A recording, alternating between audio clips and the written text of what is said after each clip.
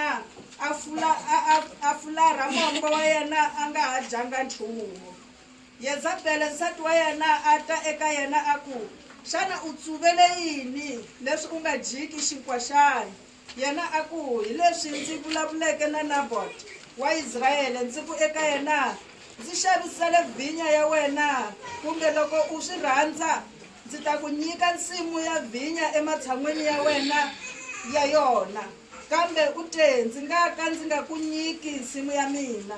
Kutani Yezabele nsati wa yena a ku xana kunene hi wena la fumaka sweswi etikweni ra Israyele xana? Pfuka u dya swakudya u tsaka, mina ndzi ku nyika nsimu ya vhinya ya Naboti wa Israyele. Kava loko a tsala mapapila hi vito ra Akabu a ma nameka hi mfungho wa yena. Kutani a rhuma mapapila lawa eka vakulukumba ni ka tindhuna leti akeke na Naboti emutini wa yena. A tsarile mapapila a ku lerisani nkhuvo wa ku titsona swakudya, mi veka Naboti emahlweni ka tiko, mi veka ni vanhu vambirhi lavo biha emahlweni ka yena leswaku va vula vumbhoni ehenhla ka yena va ku u rhukanile Xikwembu ni hosi. Kutani va n'wi humesela ehandle mi n'wi khandla hi maribye a fa. Vavanuna va muti wa yena, vakulukumba ni tindhuna lava akeke emutini wa yena va endla hi laha Yezabele a va leriseke ha kona, hi laha ku tsariweke ha kona emapapilweni lawa a va rhumeliweke wona. Va lerisa nkhuvo wa ku titsona swakudya, va veka Naboti emahlweni ka tiko. Kutani vanhu vambirhi lavo biha va ta tshamisa emahlweni ka yena. Vanhu vo biha lava va vula vumbhoni ehenhla ka Naboti emahlweni ka tiko va ku Naboti u rhukanile Xikwembu ni hosi. Kutani va n'wi humesela ehandle eka muti, va n'wi khandla hi maribye a fa. Kava loko va tivisa Yezabele va ku Naboti u khandliwile hi maribye a ko a fa. Yezabele ku te loko a twile leswaku Naboti u khandliwile hi maribye u file a ku eka Akabu, pfuka u ya teka nsimu ya vhinya ya Naboti wa Israyele la a leke ku nyika yona hi mali, hikuva Naboti a nga ha ri kona u file. Loko Akabu a twa leswaku Naboti u file, a pfuka a ngirimela ensin'weni ya Naboti wa Israyele ku ya yi teka. Kwalaho loko rito ra Yehovha ri ya eka Eliya wa Tishibe ri ku pfuka u ngirimela u ya hlangana na Akabu hosi ya Israyele leyi fumaka eSamariya hi loyi ensin'wini ya Naboti laha a ngirimelaka kona ku yi teka. U ta eka yena Yehovha u vurisa sweswo a ku hi wena mudlayi wa muyivisha, hi wena mudlayi ni muyivi xana? Kutani u ta ku eka yena Yehovha u ri laha timbyana ti nantsweke ngati ya Naboti, hi kona timbyana ti nga ta nantswa ngati ya wena kunene. Akabu a ku eka Eliya, xana u ndzi kumile nala wanga? Eliya a ku ndzi ku kumile hikuva u ti xavisile ku endla leswo biha emahlweni ka Yehovha. Haleluya.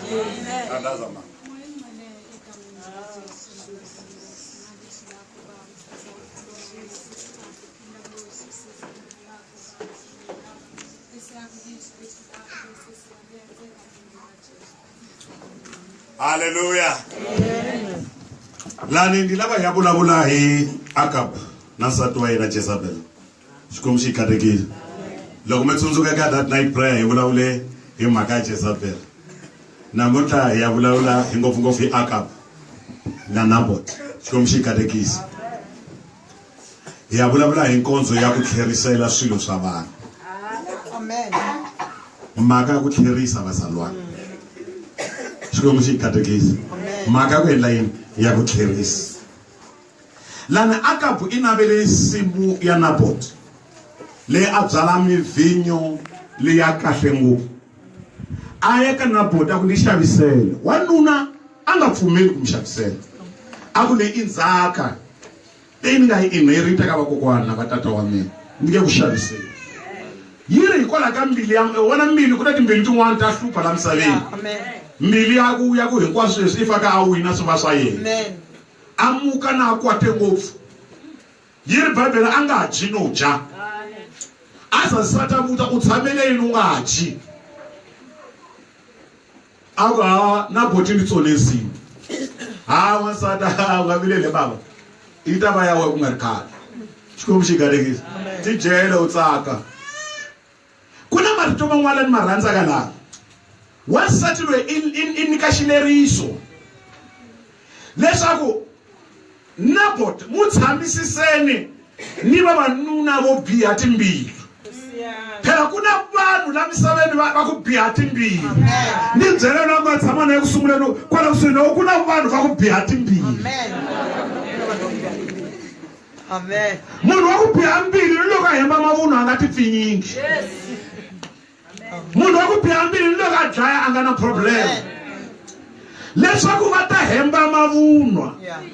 Leswaku Naboti a ta fa. Amen. Amen. Hina vanhu namuntlha lava hi hanyaka na vona la misaveni va bihe timbilu. Amen. Van'wani va teka ti-advice ka Jezebel. Yes. Hina vanhu tikereke ta hina hina va Jezebel tikerekeni. They are not here just to build the church, but they are here to destroy the church. Vanhu volavo va te ntsena eku dlaya ntirho wa Xikwembu. Leswi va swi vonaka ntsena va vona swilo swa negative leswi yakaka a va nge swi voni. Amen. Xikwembu xi kahle. Amen. A hi ku vava ka swona. Wasa ku na vanhu lava namuntlha va hluphekaka ene a nga swi tivi swa ku hlupha hi yini.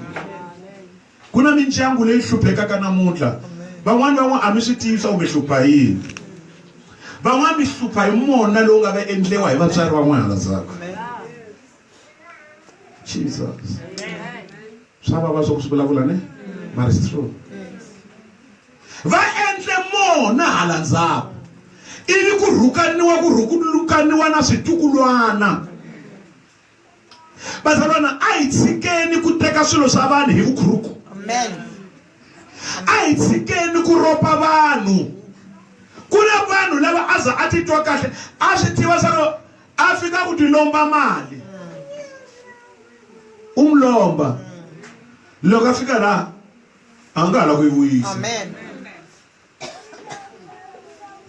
Amen. Amen. A tlhela ku zonda. Amen. Mara u yo mulomba. Van'wana va mi lombe xituruturu ne? Yes. Van'wana va mi lombe mabakita ne? Van'wana mi lombe tindishi ta society ne? Van'wana va tindishi leti mi nga na tona makaya a hi ta n'wina mi yo yiva ne?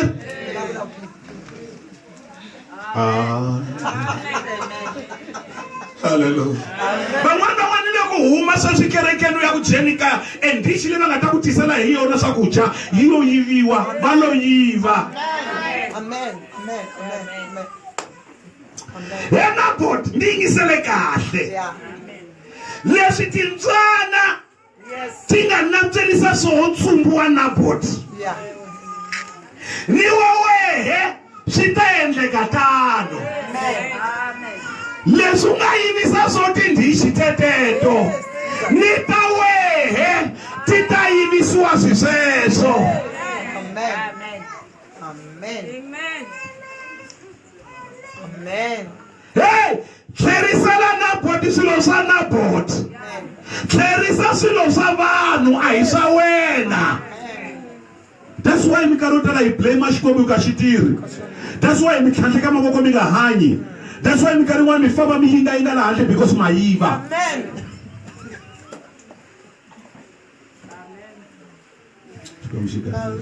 It's so painful, bazalwane. It is so painful. Swi vava ku tlula swilo hinkwaswo. Swi tive swa leswi u swi endlela ka munhu un'wana a wu n'wi endleli wo ti endlela wun'wana. Loko endlela munhu un'wana swo biha a wu endleli yena swo biha wo ti endlela wun'wana. Munhu a nga endleriwi swilo swo biha. Leswi u n'wi endlerisaka swo munhu un'wana swo biha na we swi ya humelela hi ndlela ya ku fana na yena. And hi xitalo loko vanhu va endla swo biha a nga vamanga munhu ku endla swo biha a ri one. va endla swo biha va ri khampani Amen. va za va teka ndi dala ku ti pakela se ni shoda 4.7 ndi la ku ti teka loko ndi ya leyi va ni pfuna ka society ndi amuka na 5 ati ndiyi a tlhela munhu va proud manhlongola yi komise hi kwena i fike van'wana va ri a wo hlangana nhloko a nga hlangana na nhloko loko a wu yiseni malakeni ya le swibedhlele Amen. van'wana hi yiva ni malakeni ya le tihotela Amen. Please. va ku accommodate ku nandzika ku ri ka malakeni lawa nga va ni hi leswa mathawula leswaku swa ku ti tsimba na masenge loko hi ta ku hlamba ti tsimba na nhloko leyi u va kahle mali loko hi faka xikhwameni u famba kherisa leswi nga swa na board Amen. eka na board Amen. kherisa swa ka swi nga swa wena vana va xikolo phela i makaya n'we van'wana va mina textbook ta vanhu Amen.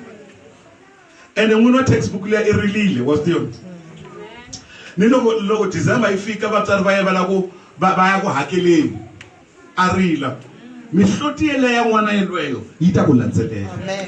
leswi a nga rilisa swoho hi mhaka swa ku n'wi tekele textbook na u ta rilisa xiswona Amen. because u teke swilo swa ka swi nga ri swa wena a hi teki swilo swa ka swi nga ri swa hina Amen. kherisa swa na board eka na Amen. board tshika ku lava ti-advice ka vanhu va ka va nga ri Amen. kahle ku na vanhu van'wana loko va hi advise swilo swa ka swi nga ri swinene Amen. ku na vanhu van'wana loko va hi advise swilo leswi nga ta hi destroy Amen. a hi tshikeni ku endla swilo leswi nga ta hi destroy Amen. swilo leswi nga ri ki kahle a swi kahle Amen. swilo leswi nga ri swinene a hi swinene Amen.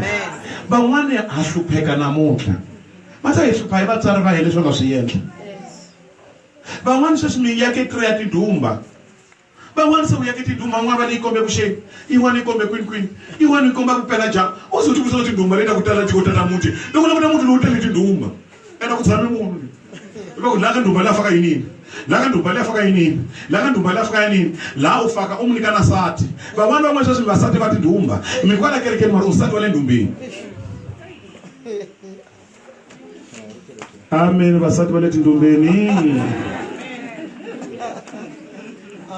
mistake leyi nga endla hi vamani hi vakokwani ni vatswari va hina mani twisisa ku pfaliwa manyala lama nga endliwa khale laha u nga ma tiveki mudlawana laha mi pfukwa yi mi landzelelaka mutini ya n'wena laha mi landzeliwaka hi swipoko swa ka mi nga swi tivi laha mi landzeliwaka hi swilo swa ka mi nga swi tivi laha mabadi loko u xava movha wa yo fa loko u ya ka yindlo swilo swa a swi fambi kahle vo tshova va onha swilo swa wena loko u teka nsati wa ka ramunene hi leswi a wu nge ti endli xilo xa kahle because u le ka ndyangu wa wrong Amen.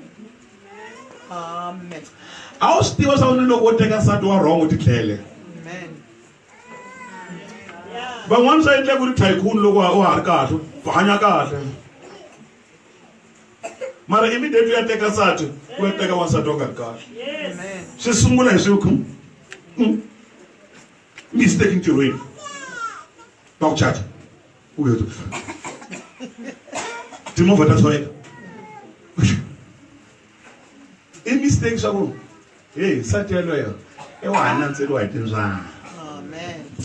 kwala ka vujoho swa vatswari va yena Amen. ku na vujoho byin'wanyani byi fake byi hi sukela that's why munhu i faka va mukreste hi va ku va mukreste is so important ku va mukreste hi fire ti-mistake leti vatswari va hi va ka hi endlela tona hi fire swo tala leswi hala hi nga ka tona va ta minkarhi swa hlupha swi hlupha ngopfu hi va ku landzelela swilo swa hlupha Amen. vutisani lava swi landzelela va ta ku byela because loko swi landzelela u ya swi endla wrong ni loko u swi endlile mara va ku swi endli wrong swi ku hlupha ena hi mistake ya n'wina i mistake ya vatswari va n'wina va ba wa swi tiva u famba u ya lomu loko famba u ya tinhlolo va vuka hayi u faka u ya ikaka n'wi va ku phahla ku na munhu wo karhi wa vilela la nga ko i vilelisa hi yini wehe hi a nga yima ndleleni i yime mahlweni ka swilo swa wena famba i lava mu lavela na nsati ya teka xin'wana xa wena xa xitsongo xi nyika nsati u nyika n'wana we u n'wi nyika ximpoko n'wana we u n'wi nyika yini xipuku a swo helela ku mi nyikeni ntsena ka ha musiko wa vito ntsena hey a hi ko va vito ntsena loko mi vona vana va hlupheka va nga kumi vukati namuntlha i mhaka mavito lama nga va nyika wona va va nyike mavito ya swipoko va va nyike mavito ya ku chavisa van'wana swilo leswi ni loko o teka hi wanuna a nge tshami ni wanuna leswaku xilo lexi xa hundzuka wanuna navusiku minkarhi n'wanuna loyi loko a ku khumba u wo tonga ku yetla no wanuna un'wanyani hi mhaka swa ku xipoko lexi nga la ka wena i wanuna a nge tshami na wehe why it is mistake leti vanhu hi ti endlaka a hi ti voneleni leswaku hi nga ploti swilo swo biha a hi ti voneleni leswaku hi nga planeni swilo swo biha yimela nkarhi wa wena yimela swilo swa wena sata swilo swa wena van'wana ku jaha mo special leva va wa jaha ku khanya ndiri oh lokonyo hallelujah hi famba hi za hi landzela swilo leswi nga ta dya mindyangu ya hina hallelujah kokwani machava ni pfukile hallelujah ndi ku lavile vhiki la ku hela gedeni na huma amen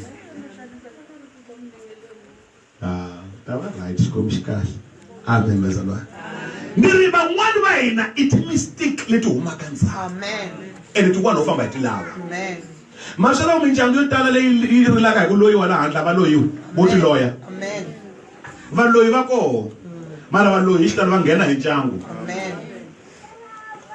hi ri valoyi va koho mara valoyi hi xitalo va nghena hi ndyangu hikuva ngati ya la ndyangwini yi fake va na access ngati amen ai veneni vazalwana lava hi nga ta pfuna hi xikwembu hi yimela nkarhi wa hina mavito man'wana a hi mataceni mavito man'wana ma hi tisela swidachana mavito man'wana ma hi tisela vabadi mavito man'wana ma hi tekela ku rhula mavito man'wana ma ku endla leswi nga xiswona namuntlha mavito man'wana ma ku hlakahla na vusiku ni ri mavito man'wana ma ku endla u rhurhumela na vusiku marivito man'wana ma ku endla u rila u tsutsuma na vusiku ka n'wina vusiku hinkwawo hey a wu ti endli i vito ene swa ku vito leri tisa ku yini you don't know mistake talenza vanhu va khala va na mona van'wani va tirhise vanhu hi makaya ya vo va nga va badali van'wani va nyika tihuma va komba tihuma ku hi leya humi ya we tirha ndi lusele tihuma a hemba a swa swa ku huma ile a nge n'wi nyiki loko se a ku se ndi lava ku teka ndzi tlhe se ndi kulile ndi lava ku teka nsati ndi lava humi ya me va khoma va dlaya ntlha vanhu va khale van'wana va va tirhisa va ku vona n'wana loyi loko a kula i ta va nsati wa wena a kule muyiza a tirha a za juluka ku ndi tirhela nsati loko a file i ta mu demanda na a file because a person is a spirit I am family ma yona family ayona u twa munhu loko a twa ku xurha ku ta ku dlaya ya ku tirhela wo xurha mzai u dlaya nchumu wa wrong munhu i nchumu wa wrong a xa dlayiwi loko dlaya munhu dlaya xilo xa wrong wa u dlaya xilo xa wrong xilo lexi nga ta endla vusiwana ni le mutini wa wena xi nga ta endla vusiwana ni le ka vatukulu va wena xi le ka endla vusiwana ni ka swilo swa wena ku na vanhu vo tala namuntlha va na ku rhula hi mhaka ku dlaya munhu van'wana va driver na timovha ta kahle loko va vona laha u zundaveke xi jaha life hey a nga ti life yi jahela u vona loko munhu a etla tihotela loko u swi lava ku etla tihotela a nga etli tihotela ku swi lava le kaya ta vuya mzaya i endle swilo swa wrong van'wana va za va tekisiwa ti-trip ta ku ya vo Mozambique a va ngo swi lava ku ya Mozambique mara hi mhaka swa ku va endle swilo swa wrong va ta diyesa le van'wana va ta heleketa na tigrosa ta munhu va nga fa va sapota muti loyi va nga wu tivangiki loyi va nga se tshamaka va wu vona hi mhaka swa ku va endle ti-mistake some of us hi nghena eka swilo leswo tala because hi endle manyala emahlweni ka Jehova van'wana mi nghena ka mabadi ya so i mavunwa Amen. Because unambilu yo biha. Amen. Vale lava vanhu va timbilu to biha. Amen. Loko va lava ku dlaya mpangana vo lava vanhu va kumbila ku biha. Loko va lava ku dlaya kerekele vo to lava vanhu va timbilu to biha. Ku na vanhu lava nga le majele namuntlha hi mhaka vanhu va timbilu to biha. Van'wana va nyike vumbhoni bya mavunwa hi timbilu to biha. Mbilu yo biha a yi kahle. Mbilu yo biha a yi nene. Amen. Hambileswi Bibele ku van'wana vo tsariwa na yo mbilu leyo biha. That's what the Bible you can love and run and love to be to be love biha. Ola mi no munhu wa mbilu yo biha ni loko a vona munhu wa na country wa malizo o languta like ni loko u vona ku le ku feni o hleka because mbilu yi bihile. Ai vene ni vanhu lava nga ta va na rirhandzu. Van'wana va helekete vanhu hi timbilu to biha. Hi va nga ku nga va heleketa hi mbilu. Mbilu yo biha. Van'wana mi lombe mahembe ya vanhu mi ya endla swilo hi mhaka timbilu to biha. Van'wana hikwalaho ka jealous mi teke swilo swa vanhu hi mhaka jealous. Landza swilo leswi nga swi tumbeta laha nkokweni swi tlherisele ka n'wini wa swona. Amen. Hallelujah. Mfundisi se va mi byele timhaka ta mina. Va mfundisi loyi ni mi vone kahle. Loko a tshamile ku na vanhu lava mi byelaka hi mina. Hallelujah. Amen. A ku na munhu a byela timhaka ta wena. Tilo. Tilo ri vulavula na wena. Amen. Tilo ri vulavula na wena. Amen. Ngi vulavula hi tilo. Yes, Jesus. Tilo ri vulavula na vutomi bya wena. Lunghisa timhaka ta wena. Lunghisa. Because sila sasa sita hlupha na vana va wena. Lunghisa hikuva swilo sweswo swi ta vhakachela na vatukulu va wena. Maka minkarhi yin'wanyana u kuma vanhu va tshandzisa vana va vona va swi tiva swa ku humelerile. Amen. Wata he n'wana wa me va loyi va ndhawu leyi u hembela ni va loyi kunene kasi wena noyi wa kolonkulu. U endle swilo swa manyala. U endle swilo swo chavisa. U endle swilo swa ka swi nga ri kahle. U ve tshama u vona wansati loko hala vukati. Sorry va mhaka. Baba mudze kaphendi na vana na two ya vana nje le kaya. A swi na mhaka baba a ri rhandza ra me ka vana. Ni va rhandza njhani? Vana va wena leswi ku rhandzaka swona ni vana va wena va ta va mehe baba. Musiye nabo. Musiye nabo. Udabona mhlolo. Mina bayila. Mako amwe imirumeza ku mintisela muri. Nike dikoti me. Mabe nike dikoti. Amen. Mi ateka di mhaka mako amwe mi buya na dola. Mi ta endla yini nitakukoma nitakutira. N'wana wa vanhu a hlupheka because of you. And the more u hlupha n'wana wa vanhu leswi u n'wi hluphisaka swo n'wana wa vanhu wa khohlwa swa ku na vanhu. Amen. U hlupha luya wa khohlwa swa ku loko u hlupha lowo mukatekisi mirhukano yi ya ka vana va wena. Ku na vana vo tala namuntlha va rhukaniwile hikwalaho ka timistake ta vatswari va vona. Munhu a hi muendli munhu. Munhu i xivumbiwa xa Xikwembu. Munhu a hi muendli mona ni loko ho navela swilo leswi nga na swona. It's better hi mubyela ku i swilo leswi a swi navela. A swi tiva swa ku ho swi navela. Mara hayi ku hemba mavunwa. Hayi ku destroy. Vatsa minkarhi yo tala loko mi languta vanhu lava jakaka ti-dustbin vana lava va hina va jakaka ti-dustbin i vana va hina phela lavaya. Lava va tshamaka le mubushi na vona le spray va jakata i vana va hina. Teka wun'wana lowu tshama na ehansi un'wana nga swi maki njhani ku za u ta huma ka dustbin. I suke kaya hikwalaho ka munhu. Hikwalaho ka nga khomiwanga kahle hi munhu. Hikwalaho ka nga hlayisiwanga kahle hi munhu. Hikwalaho minkarhi wani loko a biwa i biwa a tsimbilelo le xihlahleni. Ku na vana lava va biwa va swi tsimbelela leswi simisimini handle swi etlela handle. A rivala leswaku munhu wo ti rhukana yen'wini. U nga endli mona lowu nga ta tlhela wu vuya ehenhleni ka vana va wena.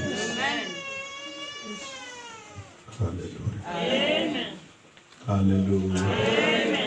Hallelujah. Xikwembu xi hi katekisa. Laha ku ri matano. Va rhandza. Loko vasati wa ku sungula ku ta vana vasati wa vumbirhi va rhandza. Amen. I vana va wena, a ni vana va nuna wa wena. Amen. Hayi wehe makwa wo yo ku osa mi nghene un'wana u swi byele hi maswesweswo. Amen. Ivangeli ka yi nga khulumi ya ka yi nga le Bibeleni na yi tivisa ku yi kuma kwihi ya vanhu va ka va nga dyondzanga Bibele a va yanga le Bible school wo dyondza swilo swa ku va swi tiva va vulava swilo swa nga swi tivi va chela mona endzeni ka mindyangu ya vanhu maswa ku na vamhaki lava namuntlha va xaniseka hi mhaka vhangeli ka yi nga ri yona hi mhaka vhangeli ya vanhu va ku yi chumayela va nga yi tivi lava nga yi chumayela kona wo tshama yi vona vhangeli ya vukwele so mbutisa u loko u khongela u fa u khongela ku tikhongela ka tinyimba ta 12 ta Israel so ku tinyimba ta 12 ta Israel ti huma ka vamana a ti huma ka nsati wun'we a ti huma ka vasati vambirhi ti huma le ka swigangu swa le siku wa vana va yena Xikwembu xi katekisa loko munhu a nga se tiva vhangeli ku humelela swi nga humelela hi swona a nga le ku tiveni na va nga se tiva vhangeli leyi a nga se tiva vhangeli why so umhlupela yini hanya naye kahle Xikwembu xi katekisa munhu loyi a nga se tiva vhangeli loko se tiva vhangeli i nghena kwala ena a nghena ka hi mistake ena a hi wasati wa ku yiva a wu loko ri nsati wa number 2 kaya a wu yo yiva i nuna wa wena wena ni ku byela ximfumo ku na vanhu lava hanyaka with guilt hi mhaka vanhu lava chumayelaka swilo swa va nga swi tivi la swi kumaka kona munhu a hanya a nga tiphini mhaka vhangeli ya ka va nga yi tivi la yi teka kona vo chumayela vhangeli ya ku kwele va za vana va hlupheka va za n'wana munhu va n'wi frustrata a frustrate ka za muka kaya vana va ya ku hluphekeni hi mhaka vanhu lava vulavulaka swilo swa ka swi nga ri swona ene swilo leswi nga swi endla u swi endlela masako evuton'wini laha swi nga swi vona swi ri vamhaka evini ho opresana ndi sorry amoko mi nga rhandzi mara makomantisi evini ha opresana ndi operation yi xitala yi huma ka vabava ni yi huma ka vamhaka maswi swa ni loko ku ziliwile loko mi zilisa mahlongo loko va zilisa vanhu lava hluphaka hi vabava hey va nga swi tivi hi hluphanani that's why ni mzini wa hi 3 months kumbe 2 months a hi na nkingha a hi hluphanani mara va xisati ni loko a ku nghenisa ku zilele i ta za ku byela loko a nghena ku va xume hi khegwana ku ku pfuxela ka ku sungula va xume hi khegwana hi leswo ye i pain ku na vanhu lava loko va endla swilo they are just bringing pain ku na vanhu va timbilu to biha hina hi xuxiwile vazalwana a hi sukeli ka mona hi hanya vutomi lebyinene vutomi lebyi nga ta hi teka byi yisa ntirhweni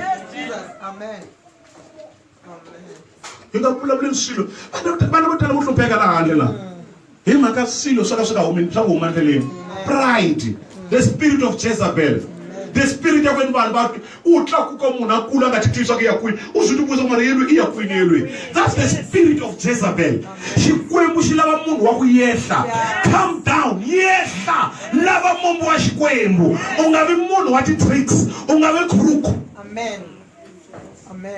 vati vanhu va tikhuruku vati van'wana va khurukeni kwala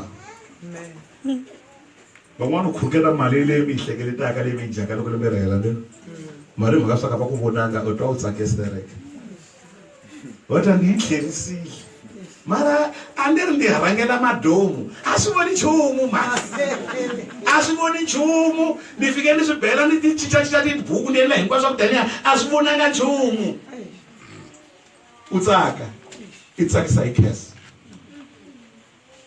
xilo lexi u ngo xi ropa it's a curse a hi ropi jamatazarana hi ta rila minkarhi yin'wana u rile u kuma sa munhu wa rila ene loko u langutisa why a rila ye n'wini yo tivangela vanhu vo tala vo tivangela hayi swa ku xikwembu xo va zonda a ku na munhu loyi xikwembu xi nga mu zonda a ku na munhu xikwembu lexi nga mu rhandzeki wa swa xikwembu xa mi rhandza vazalwana mara the problem with you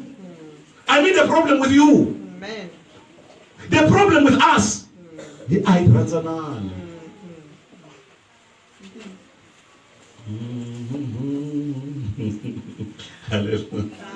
Hallelujah.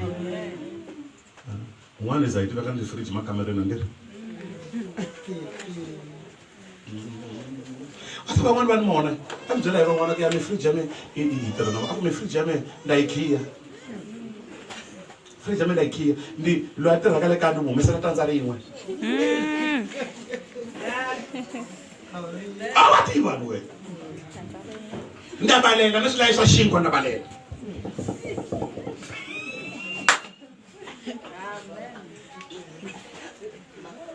Mona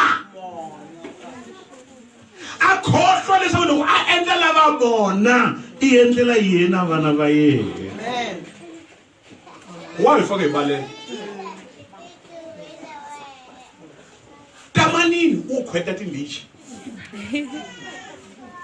Wa endla yini? Wa khweta. Tumbeta n'wananga. Nyama leyi. Tiva wa nyama ku nga ku yi khongela. Nyama leyi.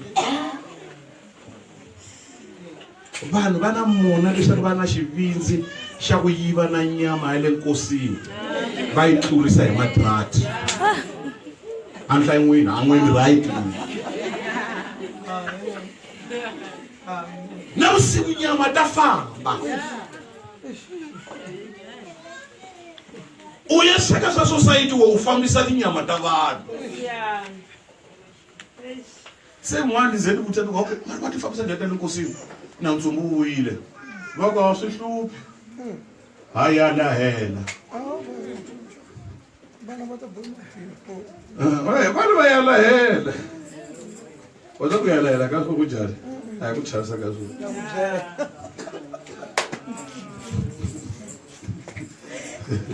Hey, nchalo swi boxa ku la vatsongo vana na boxa.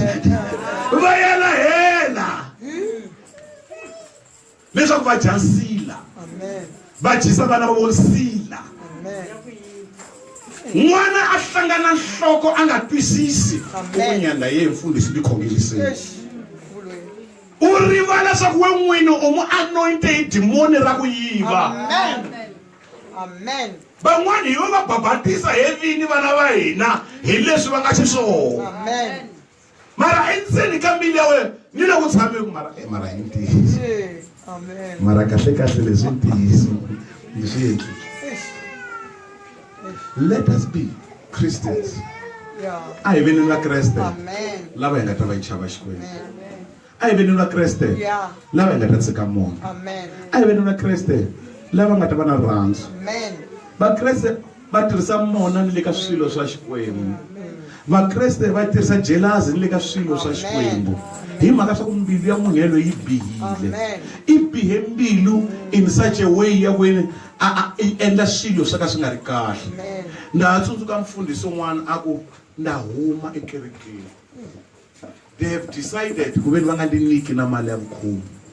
Ndi etlela ndi nga janga. Ndyangu wa me a wu cinchumu. A ku kerekeni ya me ndi na vanhu va kahle va ku tirha. I am getting out. A va ndi niki nsati. Hi mhaka swa ku i fambisa vanhu va ka va nga ponisiwanga va mona. Hi na vanhu va ka va nga ponisiwanga lava kalaka mapfalo. Lava loko wo juluka va vona nyuku huma la swa ku fa ku ya xava xisibi u hlamba a va swi tivi.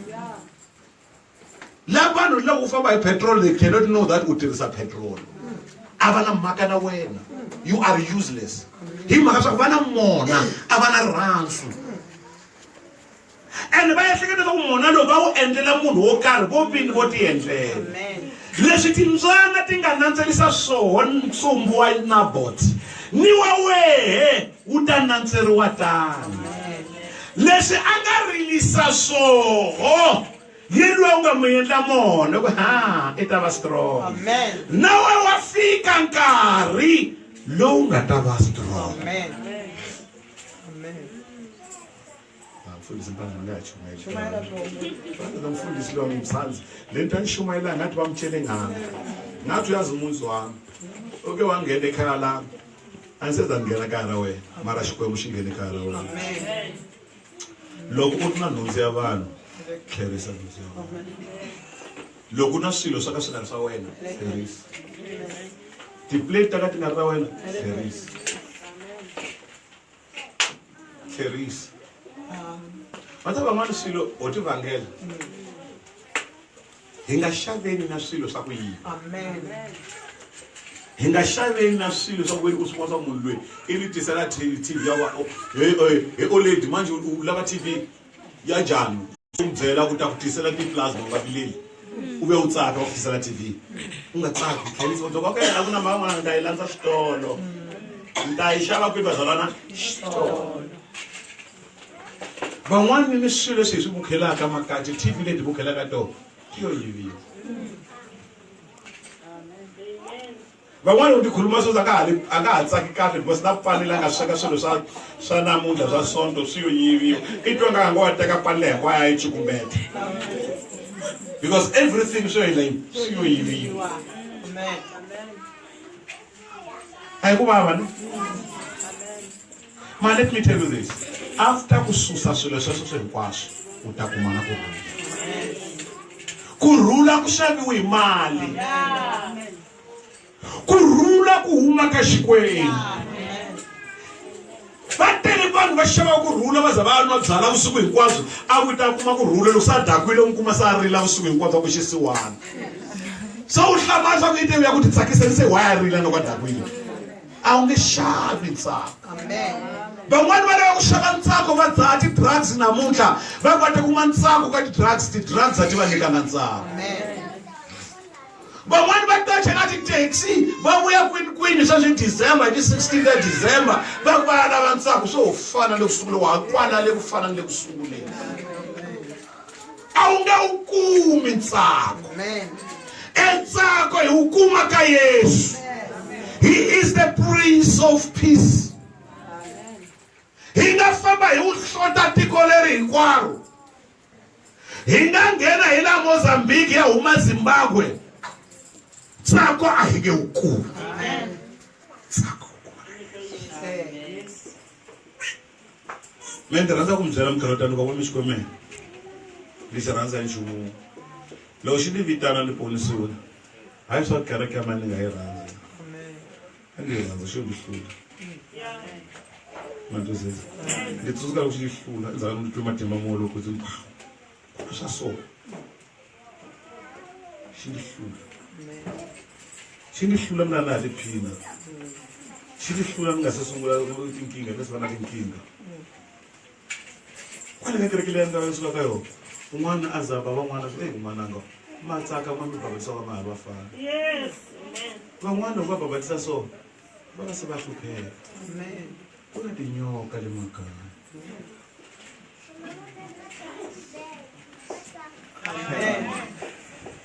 nto kun'wana yi ringeta ku khipa xibukwana ku huma nyoka a hla yi tlherisela kholela xibukwana xi veke kwini